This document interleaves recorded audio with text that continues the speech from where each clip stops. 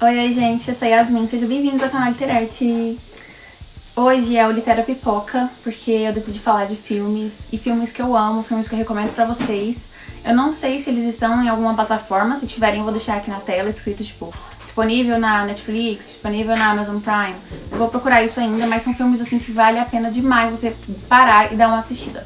E a listinha de hoje são filmes aí com grandes reflexões, grandes mensagens, filmes assim que me marcaram total, foram envolventes, alguns eu chorei, horrores. Mas enfim, recomendo todos esses pra vocês demais, então roda a vinheta pra gente começar.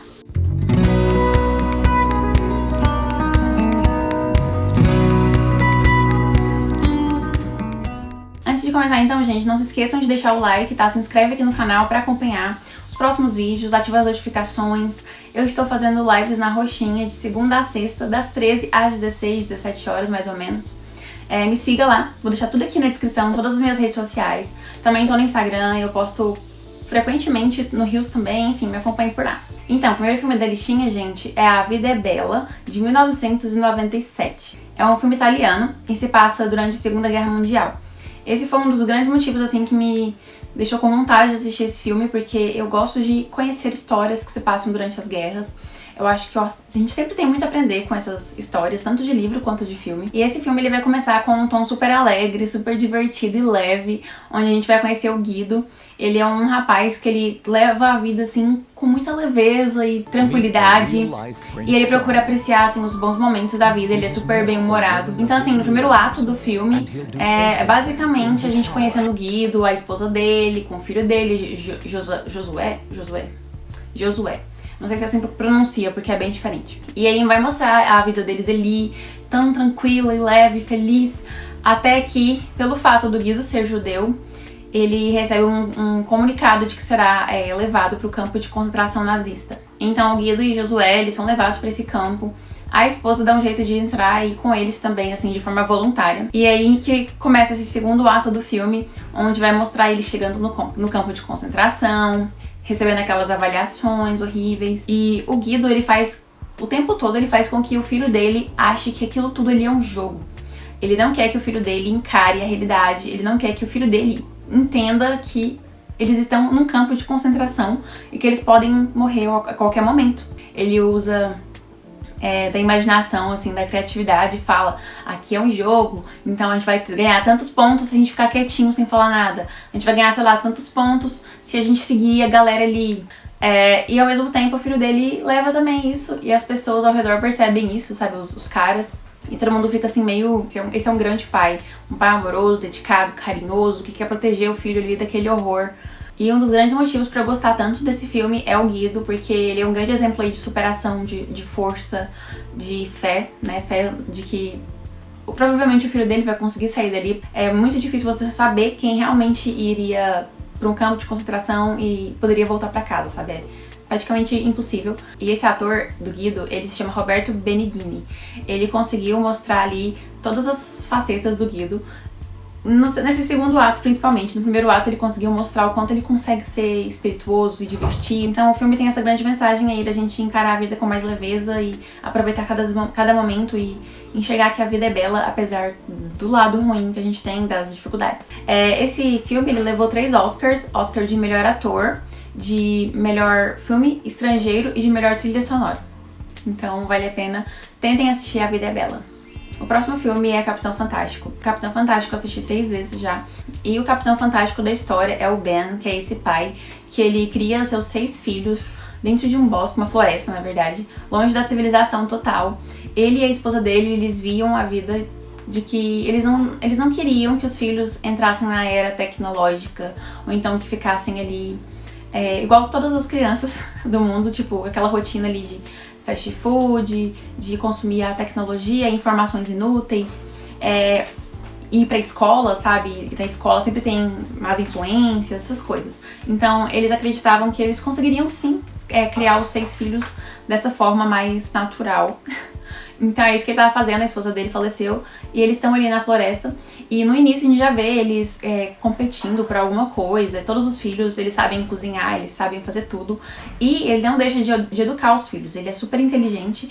Então ele passa lições pros filhos, eles leem livros super difíceis. Então ele e a esposa, eles decidiram criar esse lugar para que seja de uma forma autossuficiente. Então eles plantam ali, eles comem o que eles plantam e eles caçam também, eles tomam banho no rio, é tudo assim muito, muito natureba mesmo.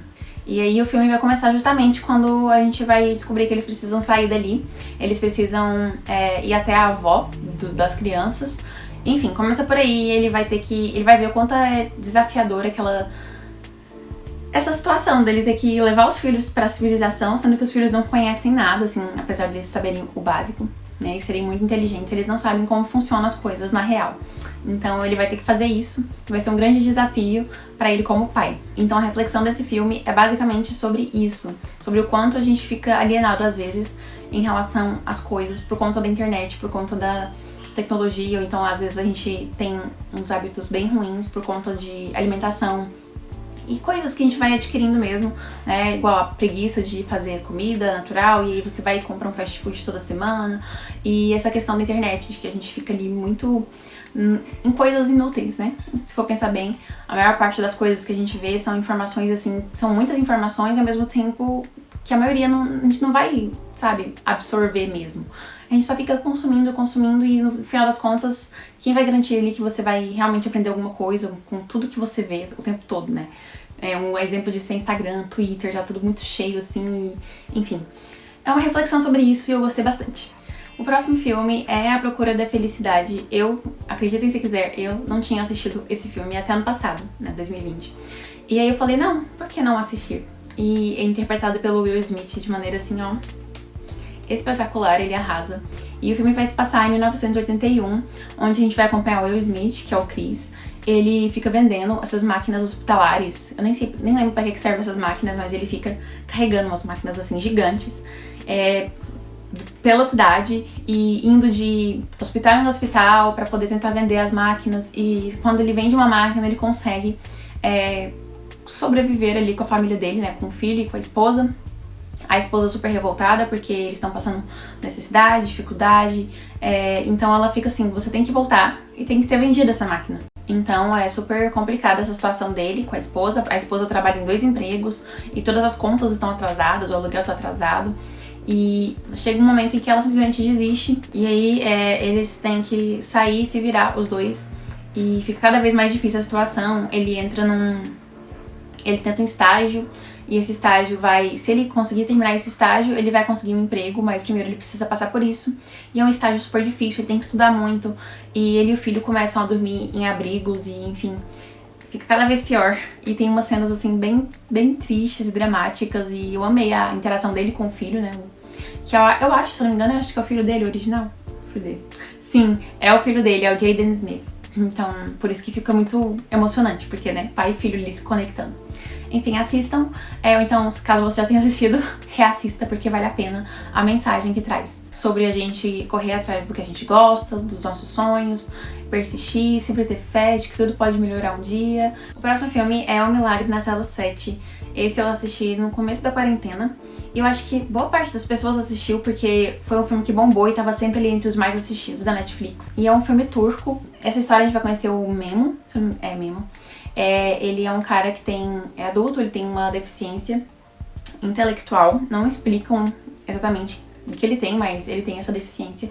E ele mora com a filha dele, que é a Ova, e com a avó dele. E ele parece uma criança, assim, no comportamento, sabe? Ele parece a filha dele, eles têm aquele comportamento mais infantil mesmo, onde tudo é brincadeira e tenta ver a vida, assim, muito leve. E pra ele criar a filha dele sozinho, sabe? Ele é muito inocente, ele é muito puro. Então, por isso que ele tá ali com a avó dele. E acontece uma tragédia e o Memo, ele é levado pra cadeia, né? Infelizmente, acontece isso e lá na cadeia ele vai ter que se virar nos 30, né? E aí as pessoas ali, os caras da cadeia ficam conhecendo ele e percebem que, na verdade, ele parece uma criança, ele é puro, inocente, assim, ingênuo, ele não entende, assim, o que tá acontecendo na real. Então a gente vai acompanhar o sofrimento da filha com a avó, vamos acompanhar o sofrimento dele na cadeia e, enfim, muita coisa vai acontecer, tem várias reviravoltas e a mensagem é muito linda, assim, sobre você enxergar o melhor nas pessoas, sobre fé e esperança também. Sem contar sobre a reflexão sobre paternidade e também um protesto contra a pena de morte, né? E a relação ali do Memo com a Ova, com a filha, A relação dos dois ficou assim perfeita, sabe? É muito emocionante, convenceu, parecia que eles realmente eram pai e filha. É muito lindo mesmo, emocionante. Vocês vão chorar horrores, então assistam. E o último filme que eu quero falar hoje pra vocês é Mãos Talentosas. Esse também assisti na quarentena, eu assisti muitos filmes na quarentena. Foram mais ou menos uns 160 filmes. Enfim, Mãos Talentosas, eu vejo pouquíssimas pessoas comentando sobre ele, e eu acho que tava na Netflix quando eu assisti. Se tiver, eu vou avisar pra vocês. E nessa história a gente vai conhecer o Ben em 2 momentos diferentes da vida. O Ben quando ele era criança e o Ben adulto, onde ele tá ali, ele é um cirurgião e ele está se preparando e pensando em fazer a maior cirurgia assim, mais difícil e que nunca foi feita antes, que é separar gêmeos. Então vamos conhecer esses 2 lados. Ele criança, passando ali pela escola, toda a dificuldade. E por ele ser preto, ele sofria muito preconceito na escola, né? Ataques racistas. E a mãe dele é analfabeta. Então, a mãe dele sempre colocou muita esperança de que o filho dela poderia ser alguém assim, na vida. De ter uma profissão que dá pra você levar a vida de uma forma que não seja contando, sabe, as moedas. Que é igual eles ficam, né? Eles eram. E um dia a mãe dele se depara com a biblioteca do patrão dela, então ela vê nisso uma forma de incentivar o filho dela a ler e a estudar mais. E ele tinha um pouco rendimento escolar, mas aí depois que ele começa a ler e estudar, ele vai ficando cada vez melhor e ele é muito, muito inteligente. Ele acaba entrando na Yale, que é uma faculdade dos Estados Unidos, uma grande faculdade, e ele consegue entrar lá, e aí ele se torna, depois disso, um dos maiores cirurgiões do mundo. Então a reflexão desse filme pra mim foi sobre persistência, sobre determinação, sobre focar no seu objetivo, nos seus sonhos, que você consegue se você se dedicar, se você realmente se esforçar e estudar.